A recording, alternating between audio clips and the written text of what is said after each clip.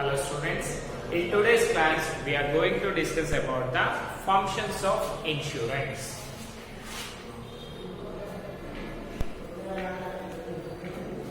Functions of insurance.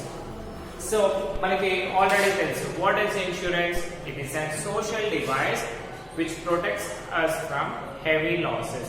అంటే మనకి ఏదైనా ఒక అన్ఎక్స్పెక్టెడ్ లాసెస్ వచ్చాయనుకోండి దాని నుంచి ప్రొటెక్ట్ చేసేదాన్ని మనము ఇన్సూరెన్స్ అని పిలుస్తున్నాం కదా. So coming to the functions, first primary functions కనుక చూసామనుకోండి,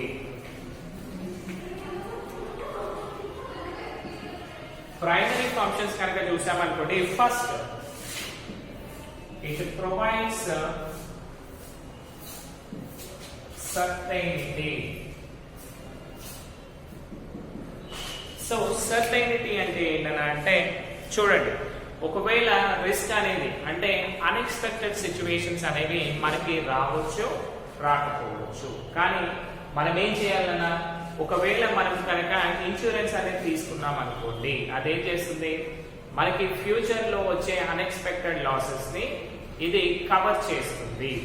సో చూడండి, సో మనకి ఫ్యూచర్ లో ఏదైనా అన్ఎక్స్పెక్టెడ్ థింగ్స్ వస్తున్నాయి అనుకుందాం, ఏమీ రాకుండా ఉండడానికి మనం ఏం చేస్తాము, మంచిగా ప్లానింగ్ చేస్తాం. ప్లానింగ్ అండ్ అడ్మినిస్ట్రేషన్ అంటే మనకి ఎలాంటి ఇబ్బందులు కలగకుండా చూడడానికి ఫస్ట్ ఒక నీట్ గా ప్లాన్ వేసి దాని తగ్గట్టుగా మన బిజినెస్ ని సక్సెస్ఫుల్ గా రన్ చేస్తూ ఉంటాం కదా. అలా రన్ చేసినప్పటికీ కూడా ఒకవేళ మనకి ఏదైనా అన్ఎక్స్పెక్టెడ్ సిచ్యువేషన్ వచ్చింది అనుకోండి, అంటే అన్ఎక్స్పెక్టెడ్ లాసెస్ అంటే ఏమైందన్నా, దాట్ మే బి థెఫ్ట్ కావచ్చు, ఫైర్ యాక్సిడెంట్ కావచ్చు, ఎనీథింగ్. మనకి దొంగతనం జరుగుతుంది అని మనం అనుకుంటామా మన షాప్ లో? లేదు. సో అలాంటి సిచ్యువేషన్ లో మనం కనుక ఇన్సూరెన్స్ అనేది తీసుకోలేదు అనుకోండి, అప్పుడు మన లైఫ్ ఏమైపోతుంది, టోటల్ రివర్స్ అయిపోతుంది. అంటే అప్పటి వరకు మీకంటూ ఒక షాప్ ఉంటుంది, మీ బిజినెస్ చాలా చాలా సక్సెస్ఫుల్ గా రన్ అవుతుంది. బట్ ఎప్పుడైతే మనకి ఈ అన్ఎక్స్పెక్టెడ్ థెఫ్ట్, అన్ఎక్స్పెక్టెడ్ లాస్ అంటే థెఫ్ట్, మీ షాప్ లో ఉన్న గూడ్స్ అన్ని కూడా పోయాయి, ఎవరో దొంగలు ఎత్తుకుపోయాయి, అప్పుడు మీరు హ్యాపీగా ఉండగలుగుతారా? లేదు. అందుకని ఇలాంటి అన్ఎక్స్పెక్టెడ్ థింగ్స్ అయినప్పుడు ఏమవుతుంది, మనకి మన లైఫ్స్ అన్ని కూడా డిఫరెన్సెస్ వచ్చే ఛాన్సెస్ ఉంటాయి కదా. అందుకనే మనం ఏం చేయాలని అంటే we need to make insurance. ఒకవేళ మనకు ఇన్సూరెన్స్ కనుక ఉంది అనుకున్నాం, సో మనము ఏదైతే లాస్ అయ్యామో అదంతా కూడా ఏం చేస్తుందన్నా ఇన్సూరెన్స్ కంపెనీ మనకు పే చేస్తుంది. సో దానివల్ల మనకి ఏమైనా ప్రాబ్లమ్స్ ఉంటాయా? ఏమీ ఉండవు. సో మీరు ఎంత లాస్ అవుతాయి అంత అమౌంట్ పే చేసేది, సో మీకే ప్రాబ్లం ఏమీ కాదు.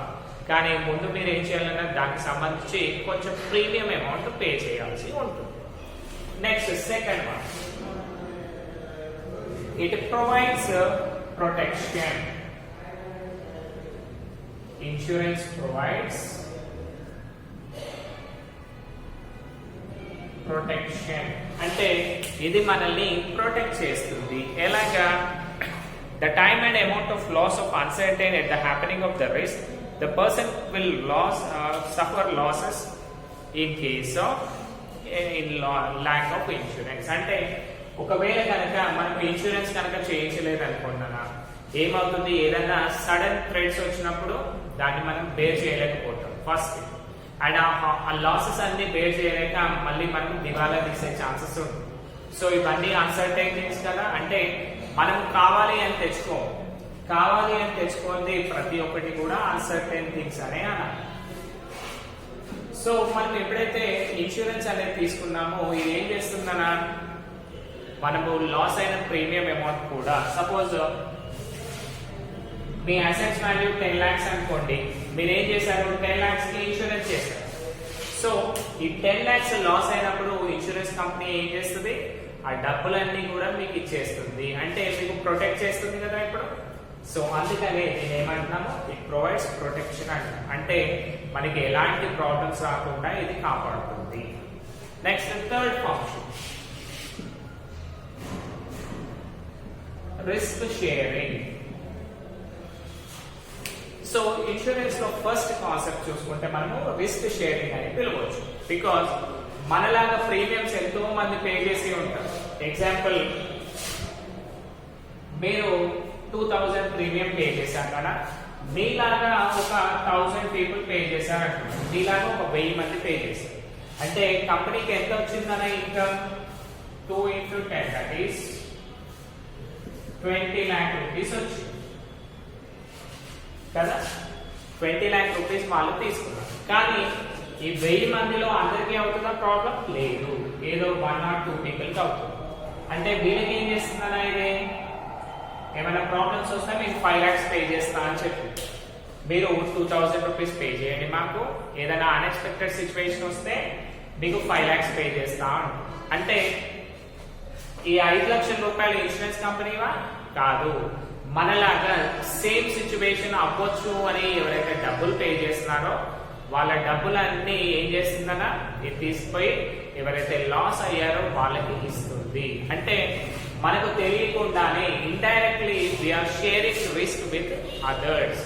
అంటే వాళ్ళు లాస్ వస్తే మనం ఇస్తాము, మనకి లాస్ వస్తే వాళ్ళు ఇస్తారు. That is risk sharing device. Next coming to the secondary functions.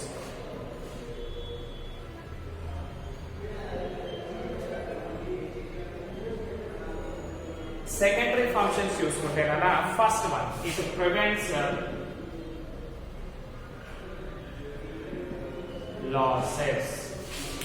So ఈ ఇన్సూరెన్స్ ఏం చేస్తుందన్నా అంటే మనం పే చేసిన అమౌంట్స్ ఏవైతే ఉన్నాయో వాటి నుంచి ఎలాంటి ప్రాఫిట్స్ కాకుండా చూస్తుంది. అండ్ ఇంకొకటి మనకి ఏం చేస్తుందన్నా అంటే ఒక్కోసారి మీకు 10,000 ప్రీమియం అన్నారనుకోండి, దీనికి ఒక 100 మందే కట్టవచ్చు. అంటే సింపుల్ ఎగ్జాంపుల్, 10,000 మంది 100 అంటే ఎంత వస్తుందన్నా? 10 lakh rupees వస్తుంది. ఓకేనా? అదే ప్రీమియం అమౌంట్ మీరు జస్ట్ 5,000 అని చెప్పారనుకోండి, ఇది ఒక 500 పీపుల్ కట్టే ఛాన్సెస్ ఉంటుంది. ఎందుకంటే తక్కువ అమౌంట్ కదా. రైట్. అంటే మీరు ఏం చేయొచ్చు, 25 lakhs తీసుకోవచ్చు.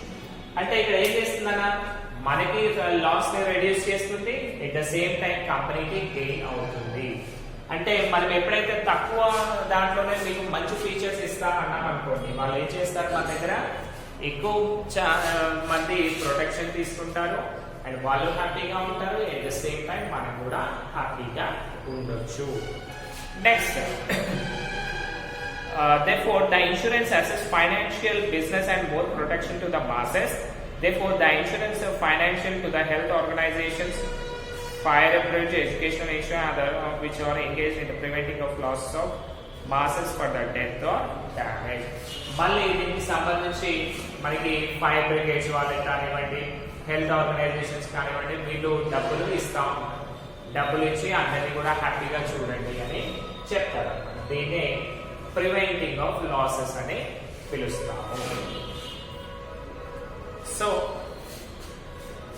ప్రివెంటింగ్ లాసెస్ లో ఏదైనా మనకి లాస్ కాకుండా కంపెనీ ఏం చేస్తుంది, మన హెల్త్ ఆర్గనైజేషన్ వాళ్ళకి సపోర్ట్ చేసింది అనుకోండి, వాళ్ళు ఇన్ రిటర్న్ మన పైనే ఇన్వెస్ట్ చేస్తారు. ఇన్వెస్ట్ చేసినప్పుడు మనకి ఏమైనా హెల్త్ ఇష్యూస్ వస్తాయా? రావు. కాబట్టి వాళ్ళు మళ్ళీ మనకి పే చేయాల్సిన అవసరం ఉండదు. సో ఇక్కడ వాళ్ళు బెనిఫిట్ పొందుతున్నారు, హెల్తీగా ఉంది, మనం కూడా బెనిఫిట్ పొందుతున్నాము. Next second one, provides capital.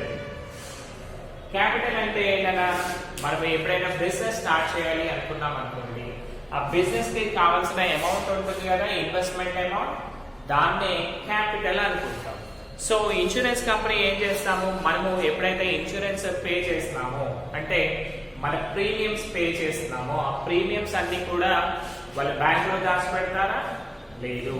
ఆ అమౌంట్ అంతా కూడా మళ్ళీ రీఇన్వెస్ట్ చేస్తారు, అంటే వేరే వాళ్ళకి ఇంట్రెస్ట్ రూపంలో ఇస్తారు.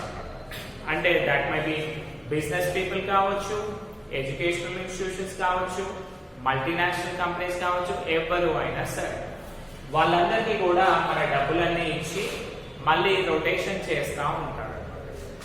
దాన్నే ప్రొవైడ్స్ క్యాపిటల్ అంటున్నాం.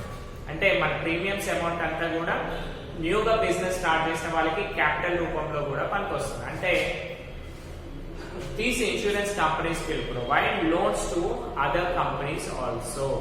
Okay na? That is the thing. Next, improves efficiency.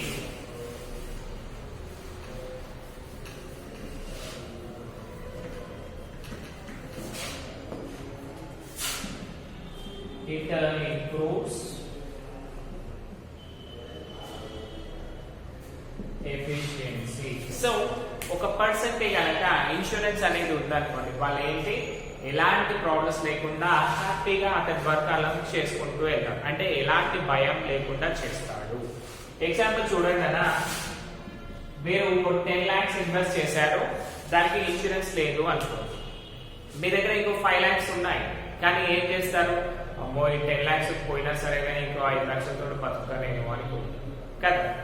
అంటే ఇక్కడ ఏమవుతుందన్నా, మీకు ఫియర్ ఆఫ్ ఫెయిల్యూర్ అనేది ఉంది ఇక్కడ. సో దీనివల్ల ఏమవుతుంది, మీరు క్వాలిటీ వర్క్ అనేది చూపించలేదు. అదే ఈ 10 lakhs కి ఇన్సూరెన్స్ ఉందనుకోండి, లేకపోతే ఇంకో 15 lakhs కి ఇన్సూరెన్స్ ఉందనుకోండి, అప్పుడు ఏం చేస్తారు, 15 lakhs పోయినా సరే నాకేం ప్రాబ్లం లేదు, ఎందుకంటే నేను లాస్ అవుతే ఇన్సూరెన్స్ కంపెనీ నాకు డబ్బులు పే చేస్తుంది అనే ధీమా ఉంది కదా.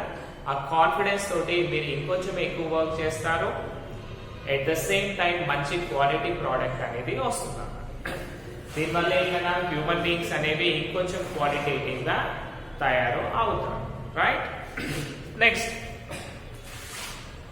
Last one, it helps economic progress. Economic progress in the sense, ఇక్కడ ఏం చేసాం, మనం క్యాపిటల్ ఫార్మేషన్ చేసాం కదా ఇన్సూరెన్స్ కంపెనీలో. ఇన్సూరెన్స్ కంపెనీ ఏం చేస్తుంది, కావాల్సిన వాళ్ళకి లోన్స్ ఇస్తుంది, క్యాపిటల్ ఇస్తుంది, ఇన్వెస్ట్మెంట్ పర్పస్ అన్ని ఇస్తుంది. కాబట్టి వాళ్ళందరూ కూడా ఏం చేస్తారన్నా, హ్యాపీగా ఇంట్లో కూర్చోకుండా వాళ్ళకి నచ్చిన బిజినెస్ చేస్తారు. దాని నుంచి ఇన్కమ్ అనేది రొటేషన్ అవుతా ఉంటుంది, జనరేట్ అవుతా ఉంటుంది. ప్లస్ దాని నుంచి ఆటోమేటిక్ గా కంపెనీస్ కూడా డెవలప్ అవుతాయి కదా. సో దాని నుంచి కంట్రీ కూడా డెవలప్ అవుతుంది. This is called, it improves economic progress. Now coming to the next bit కదా,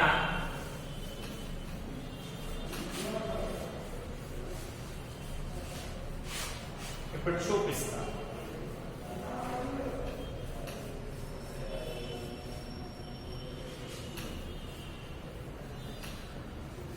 ఇన్సూరెన్స్ అండ్ అష్యూరెన్స్. ఈ రోజు మనం న్యూ టాపిక్ డిస్కస్ చేయబోతున్నాం. ఇంకొకటి insurance and assurance. So what you mean by insurance? Insurance అంటే ఏంటంటే it is and protective device, and assurance అన్నా కూడా మనం ప్రొటెక్టివ్ డివైస్ గానే ఫిక్స్ అవుతాం.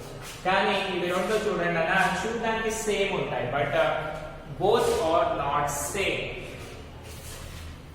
ఇన్సూరెన్స్ అనేది it may be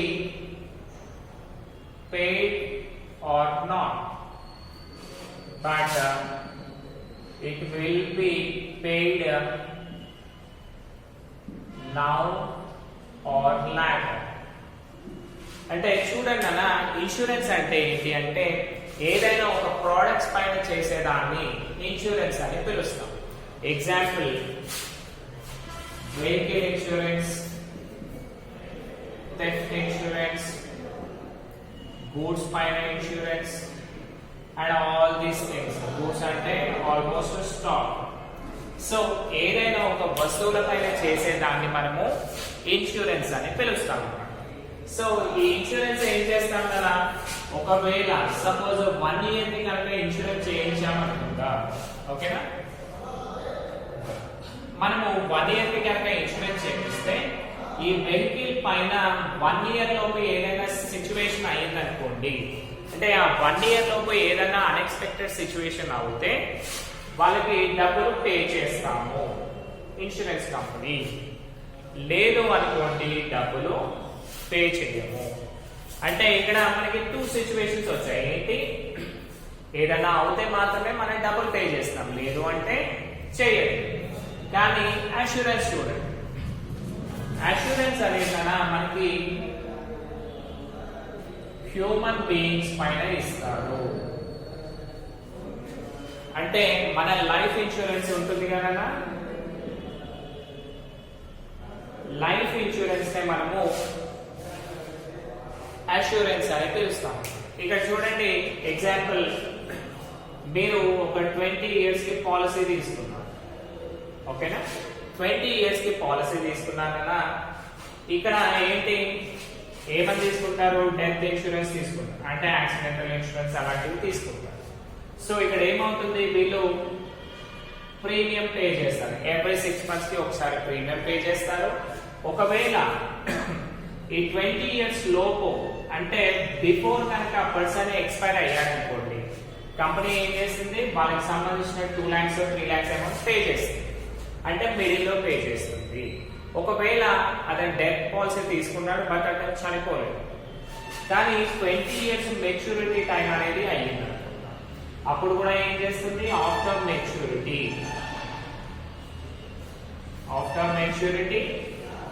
it will pay the amount.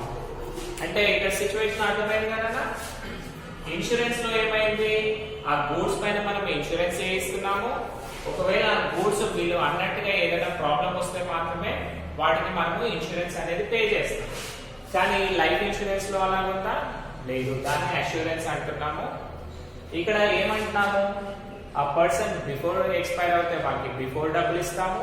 ఒకవేళ బ్రతికే ఉన్నాడు అనుకోండి, ఏం చేస్తున్నాము, ఆ మెచ్యూరిటీ టైం అయిపోయాక డబ్బులు ఇస్తాం. అంటే ఇక్కడ పేమెంట్ అనేది కంపల్సరీ, అంతే కదా, ఇక్కడ పేమెంట్ అనేది కంపల్సరీ. ఇక్కడ జస్ట్ ఆప్షన్ లాగా అనమాట, కావచ్చు కాకపోవచ్చు, కానీ ఇక్కడ మాత్రం కంపల్సరీ అవుతుంది. ఏంటి, నౌ ఆర్ లాటర్, ఇప్పుడైనా కావచ్చు లేదంటే ఆఫ్టర్ మెచ్యూరిటీ అయినా కావచ్చు, కానీ పేమెంట్ మాత్రం కంపల్సరీ మనము పే చేస్తాము. ఓకేనా, సింపుల్ కదా. ఇక్కడ వచ్చేసింది కదా, వెహికల్స్ ఆల్ గూడ్స్ పైన ఇచ్చేది ఇన్సూరెన్స్, హ్యూమన్ బీయింగ్స్ పైన ఇచ్చేది assurance. Now let us discuss the insurance terms.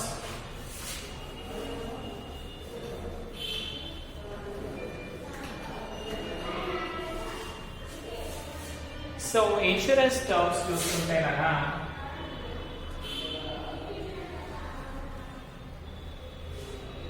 First one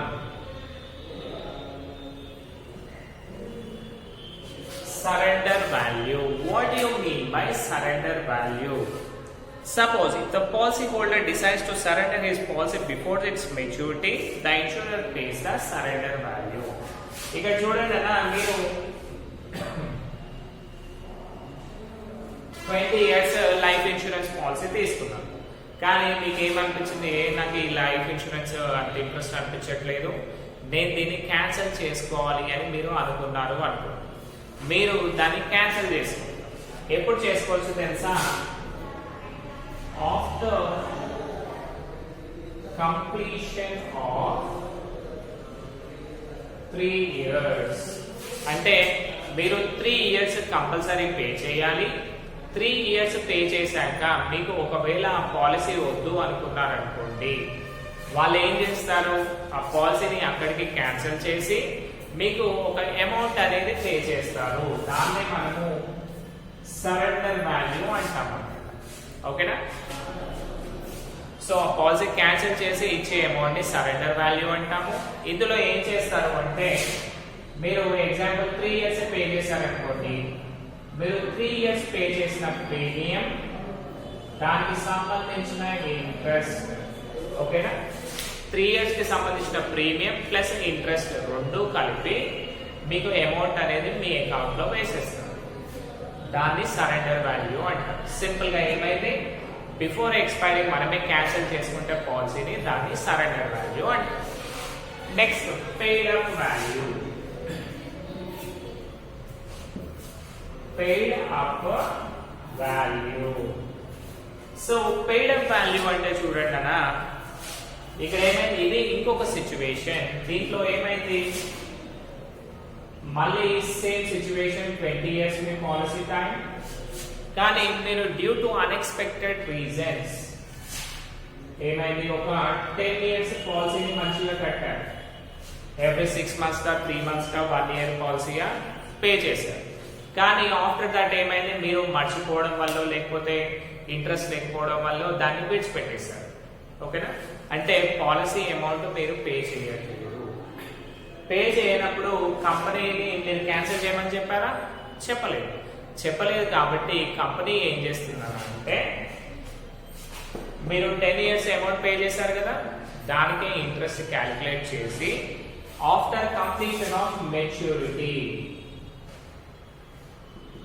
అంటే అమౌంట్ అనేది 10 ఇయర్స్ పే చేశారు, మిగతా 10 ఇయర్స్ పే చేయలేదు, కానీ మీకు డబ్బులు ఎప్పుడు ఇస్తుంది, దాని మెచ్యూరిటీ టైం 20 ఇయర్స్ కదా, ఆ 20 ఇయర్స్ అయ్యేంత వరకు కూడా అమౌంట్ అంతా కూడా వాళ్ళ దగ్గరనే పెట్టుకొని after completion of 20 years of time, that is maturity time అయిపోయాక మీకు అమౌంట్ పే చేస్తుంది.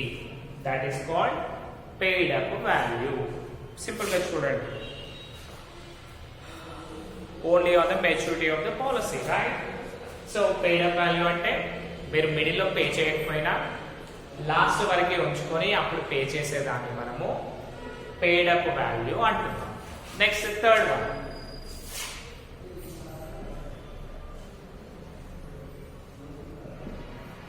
Automatic force feature value, automatic non force feature.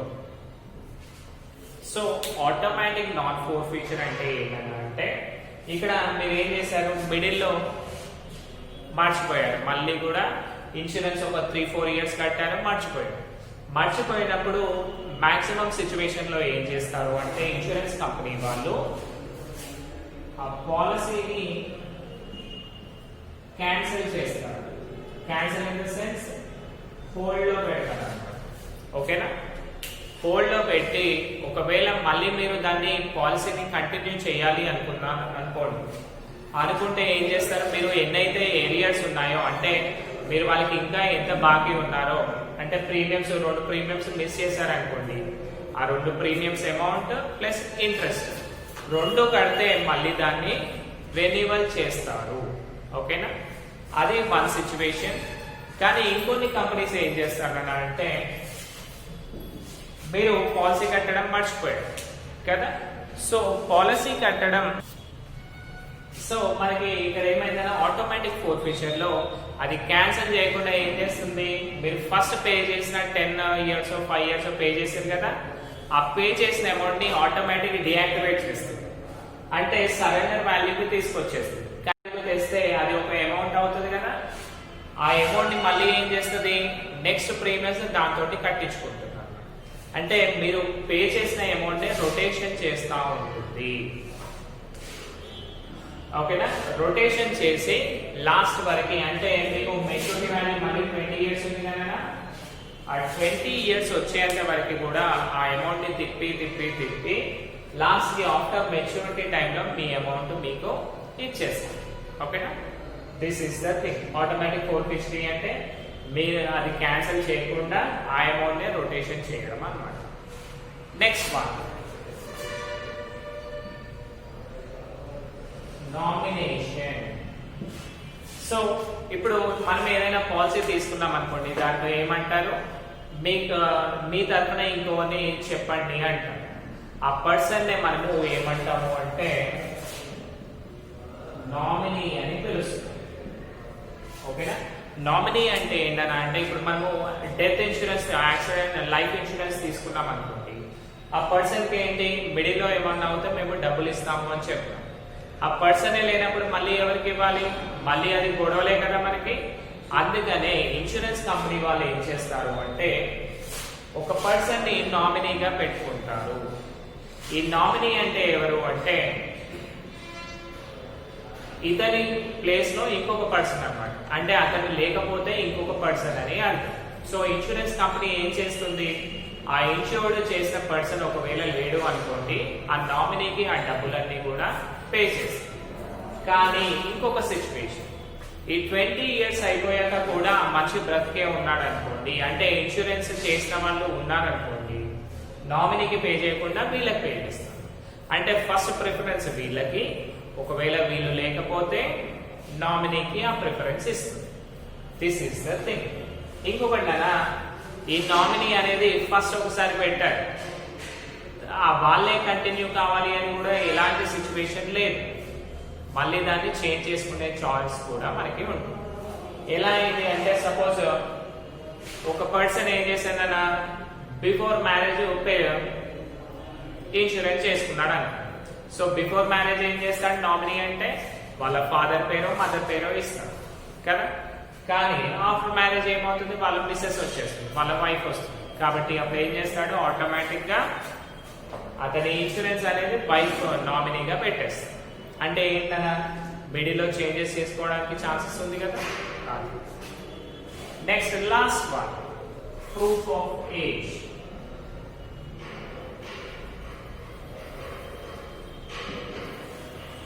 So proof of age, this is the last one అన్న. ఇది ఏంటి అంటే, ఎప్పుడైతే పాలసీ హోల్డర్ ఉంటాడు కదన్నా, అతనికి మెచ్యూరిటీ టైం అంటే లాస్ట్ ఎండింగ్ డేట్ వచ్చేసింది, 20 ఇయర్స్ ఆఫ్ టైం సక్సెస్ఫుల్ గా కట్టాడు. కట్టినాక వాటికి డబ్బులు కావాలి అనుకుంటాడు, డబ్బులు తీసుకోవాలి కదా. అప్పుడు ఏం చేయాలి, వాళ్ళు సర్టెన్ ప్రూఫ్ ఆఫ్ ఏజ్ వాళ్ళకి ప్రొవైడ్ చేయాల్సి ఉంటుంది ఇన్సూరెన్స్ కంపెనీ వాళ్ళు. నా ఏజ్ ఇంత అయింది, నేను ఈ ఏజ్ లో తీసుకున్నాను అని చెప్పి పే చేయాలి. That is proof of age. ఇంకొకటి, ఒకవేళ ఈ పర్సన్ మిడిల్లోనే పోయాడు అనుకుంటారు, పోతే వీళ్ళు ఏం చేయాలన్నా, నామినీ ఎవరైతే ఉంటారో ఆ పర్సన్ ఎవరైతే ఎక్స్పైర్ అయ్యాడో అతనిది death certificate plus birth certificate రెండు కూడా ఇస్తే అప్పుడు ఆ కంపెనీ వాళ్ళు ఏం చేస్తారు, వాళ్ళకి డబ్బుల్ని పే చేస్తారు. ఇంకొక సిచ్యువేషన్ జాగ్రత్తగా వినండి, ఒకవేళ ఆ పర్సన్ ముందే ప్రూఫ్ ఆఫ్ ఏజ్ అవన్నీ కూడా సబ్మిట్ చేశాడు అనుకుందాం. సబ్మిట్ చేస్తే జస్ట్ ఒక డెత్ సర్టిఫికేట్ ఇస్తే చాలు. ఒకవేళ ఆ మనిషి బ్రతుకుంటే ఎలాంటి సర్టిఫికేట్స్ అవసరం లేదు, జస్ట్ మెచ్యూరిటీ వాల్యూ వచ్చేసింది కదా, నా డబ్బులు నాకు ఇచ్చేసేయి అంటే ఇచ్చేస్తాను. ఓకేనా. దీస్ ఆర్ ద థింగ్స్ అన్న we have discuss today. So ప్రతిరోజు కూడా జాగ్రత్తగా చదవండి అండ్ కంటిన్యూస్ గా క్లాసెస్ కి రండి. Thank you.